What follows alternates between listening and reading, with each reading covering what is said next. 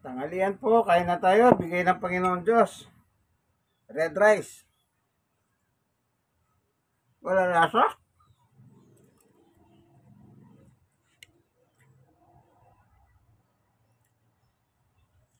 Giniling na baboy.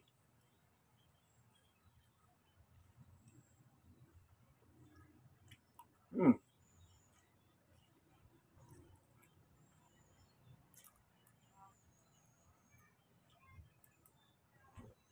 Hmm.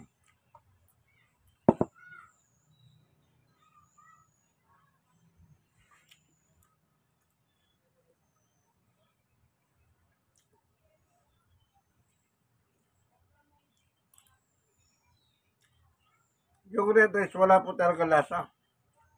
Para magkalasa, lagyan mong konting asin.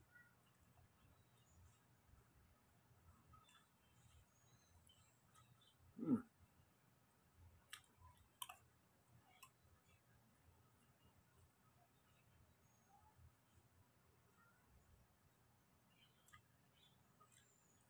Bigay po ng Panginoon Diyos ito.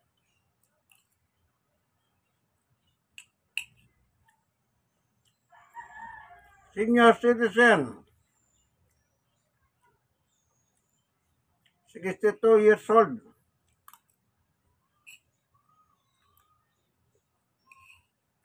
Hmm. Kaya masarap kumain nito. Magluto kayo, may malasa. Kasi walang lasa eh.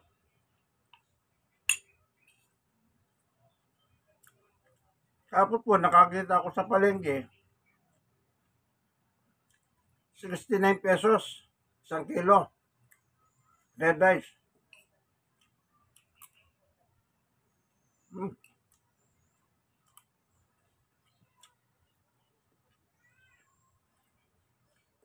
Mahal po pala ito.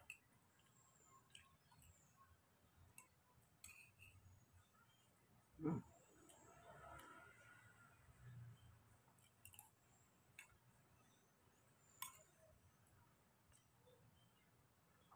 Binigay lang po sa amin sa plastic.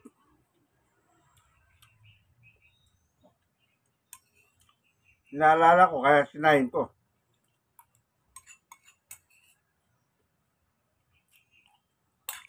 Hmm.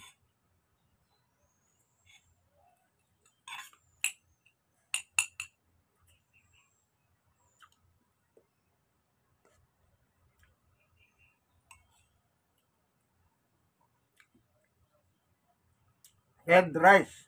Pulang kanin. Walang lasa. Maganda po ito. Bago nyo sayang, lagyan nyo ng konting asin. O kaya lagyan yung betsin. Para magkalasa siya.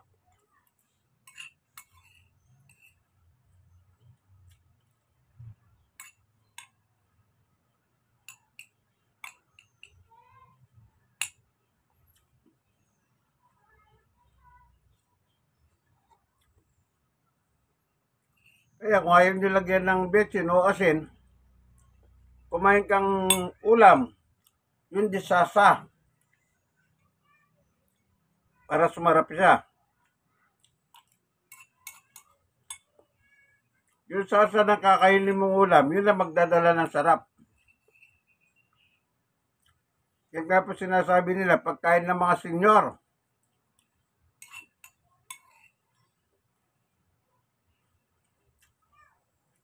Pero karamihan ng senyor, ayaw ito.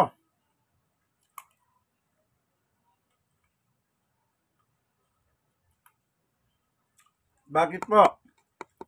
Matagal isaing. Sinayin ko po rice cooker ito eh. Matagal talaga sa rice cooker. Hindi kagaya ng pangkaraniwang bigas. Maputi. Medyo mahaba ang lutuan nito. Pero dadagdagan mo ng tubig ha.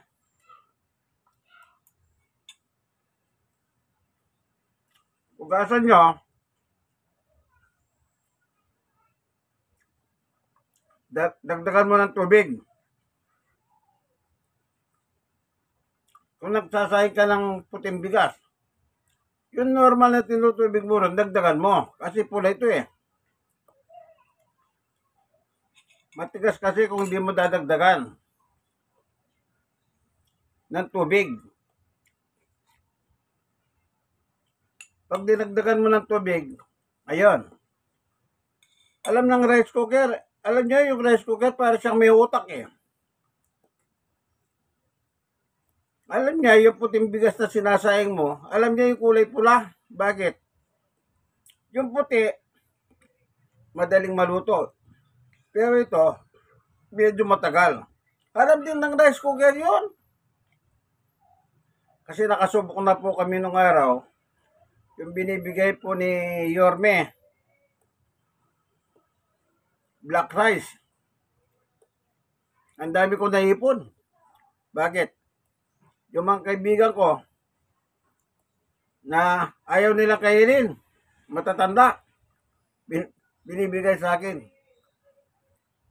Isang taon na ako kumakain ng black rice. Nagsasaing pala. Isipin nyo po yan. Doon ko pagsasaing, napag-aralan, na para may lasa, lagyan mo asin. Black rice naman yon. Or either, lagyan mo ng betchin para malinamnam.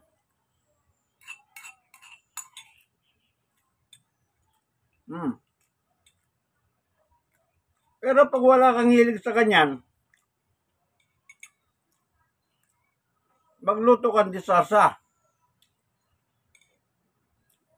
Yung sabaw ng sarsa, yun ang magpapalasa.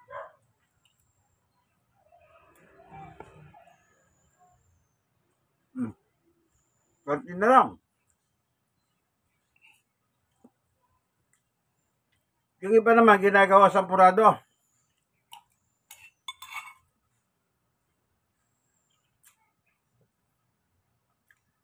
Aluhan nila ng malakit.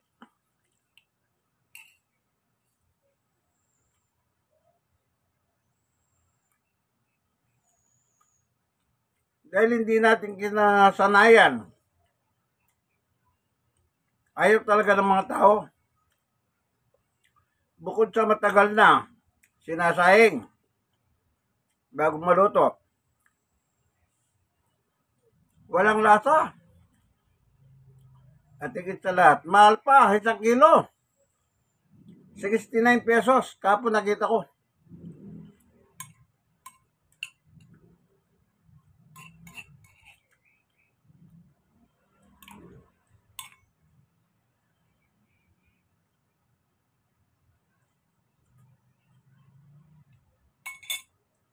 Sabi nila, masustansya.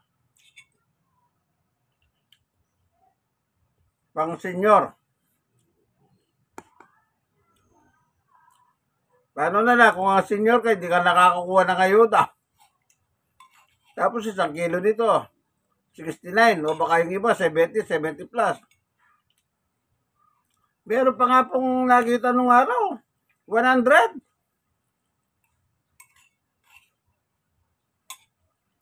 Sa mga mall, 100 1 kilo.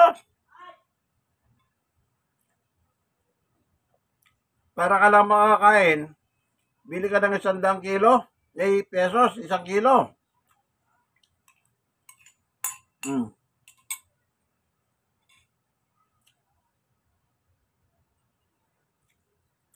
Di masyadong click ito eh. Gawa ng mahal na. Alalasa, matagal pa. Kung meron kayo dyan, dibigay nyo sa akin lahat.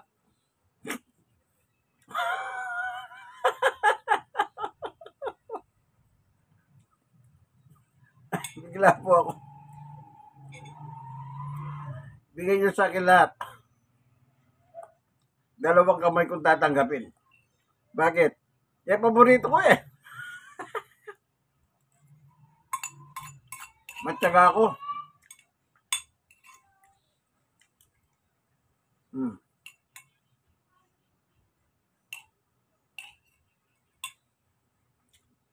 Tawagan niyo po ako kung gusto niyo akong bigyan. Welcome kayo. Gusto niyo akong regaluhan. Ah, dito lang po ako sa Tondo. 1882 Choco Street, District 1, Tondo, Manila. Po, dito po sa Barangay 91, Zone 8. Malapit po sa Pritil Market. Oh, yan, kumpleto na. Kung gusto nyo, regaluhan nyo ako. Kung katuwaan nyo pong magregalo, tatanggapin ko. Kahit gaano karami. Eh, bakit? Eh, gusto kong kinakain ito eh. Eh, bakit? Ay, pang matanda ang pagkain daw po ito eh. Hmm.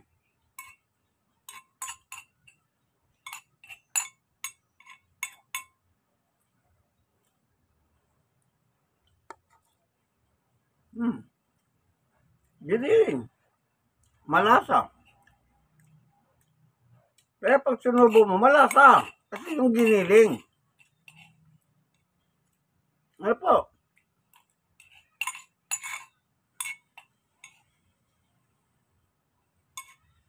Basta payo ko sa inyo, kung gusto niyo ito,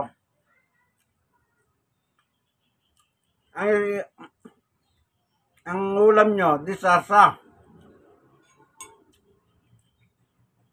Huwag dun sa ano, yung mga may masabaw, halimbawa, nagsigang, huwag ganon. Disasa. Ang ano, ang very much nito.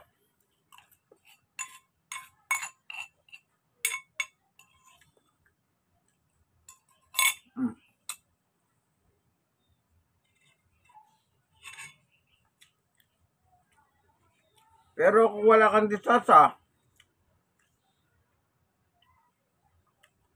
lagyan mo lang ng isang bat na betsin yung maliit. Masarap.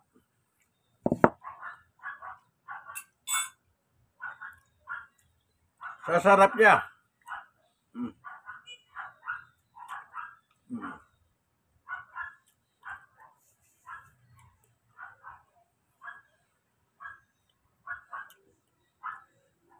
Kaya, hanggang dito na lamang kaibigan, ano? Sorry po kanina, bigla ako natawa. Kaya narigaluwak ako.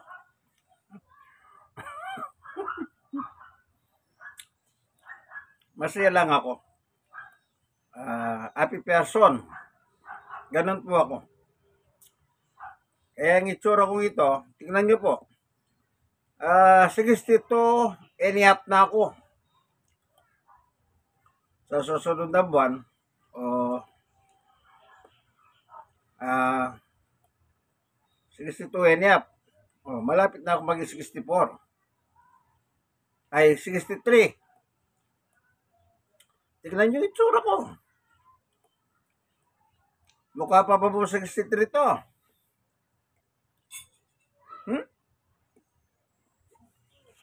Kayo po. Maraming nga po ako nakakausap, sabi nila, di ka naman mukhang ganyang edad. Hindi naman sa para ako nagyayabang. Marami rin po nagsasabing ganyan.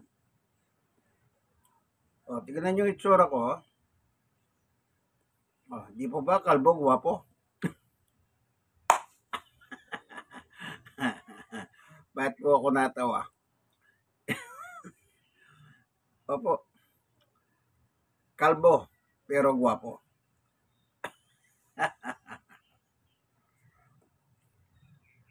So, hanggang dito na lamang ang aking munting video ito, kaibigan. Kung nagustuhan mo, share mo na lang. Para magkaroon ng konting impormasyon tungkol sa black rice and red rice. Parehas lang po yan, black or red. Yung iba naman, meron daw brown. O sige, kung tatlo na. Red, black, brown. Basta yung saying, dagdagan nyo yung tubig sa normal na saying sa puting bigas. Kahit na rice cooker po, wala problema. Ayun, kung wala, kung di ka lang kayo, digas, yung super kalan ba, nasa inyo lang po yun. Ano, huwag nyo lang sunugin. Kasi sa rice cooker, hindi po siya masusunog. Oh. Para magkaroon ng lasa, konting asin. Kasi matabang talaga yan. Yung red, black, brown. Matabang po yan mga yan. Matabang. Kahit anong gawin nyo, matabang talaga. O kaya, lagyan nyo ng bechin. Yung maliit na pakete lang. O kaya yung... O kasi sinubukan ko na pa yung araw yan yung bechin. Ano po, kailangan nyo sinayang ninyo, maubos nyo na rin lang. Ano? Kasi bebechin siya. Sa bagay, kung may rep, rep nyo na lang po. O mahilig naman kayo gumawa ng champurado. Ayan, maganda yan. At timano may kulay na. Dagdagan nyo lang ng konting malagkit para lumagkit siya. Ano po? Para lumagkit. Pwede. Hindi ka na maglalagay ng pangkulay. Yung tsokolate, hindi na. Kaya yung iba, ganun ang ginagawa nila. Kaya yung mga kaibigan ko pong senior citizen nung araw, sabi nila, sa'yo na lang. Binuksan pa nila, sinubukan nila, hindi nila gusto raw. Wala. Hindi masarap, sabi nila. Sabi ko naman, most welcome sa akin yan. Gusto ko Gusto ko. Kaya nakarami ako. Siyempre, dalawa lang kami ni Sister Baby kumakain yan. Kaya kami lang, kaya tumagal Yung mga bigay-bigay. Alam nyo po ba kung gaano kalaki yung plastic na binibigay nila? Tig 5 kilo. Isipin nyo. Pag mayroong bahay na iba, senior citizen, 2. Tig 5 sila, hindi 10 kilo. Kukunin ko lahat yun. Binibigay nila Yung iba naman, merong bumibili. Pero hindi presyo palengke. Halimbawa, ito 100. Yung 2 babayarin lang 100. Meron naman ganon. Bagsak presyo kaka. 50 kada. Plastic. Di po ba? Ayan, dumigay na po ako. Hindi pa ako umiinom, Kasi nagsasalita ako Kasi yan ang sinasabi ng doktor. Kailangan kumakain ka, nakasarang bibig. Pag nagsasalita ka, kumakain ka, yun. Pumapasok yung hangin, kaya madalas dumidigay ka. Impormasyon na naman yan. Galing sa doktor yan. Apa? Kung nagustuhan nyo po ito, kaibigan, like ng like. Kaya mag-comment naman kayo kung anong, halimbawa kayo, nakapagsayang na kayo ng brown, black, red rice. Sabihin nyo, paano nyo naman ang ginawa ninyo? Ano po? Mag-comment kayo. Like and comment and share. Share nyo po sa marami. Lalo na sa mga nagkakaedad. Dahil ang tawag nila dyan, good for senior citizen daw po yan. Apo, yan ang sabi nila. Hindi ko din alam kung gaano katotoo yun. Pero sinasabi nilang ganun. Kaya, kaibigan, tapos ng alas tanghalian. Ganito na lamang po, itong aking munting video. Ito po inyong kaibigan, Brother Manny Bautista po, Most welcome po, yung gusto nyo magbigay sa akin yan. 2 kamay ko pong tatanggapin. Kasi gustong gusto ko po yan. Kung ayaw nyo, bigay nyo sa akin. Masarap para sa akin yan. Bakit? Bigay ng Panginoong Diyos. Amen? Amen. God is good all the time.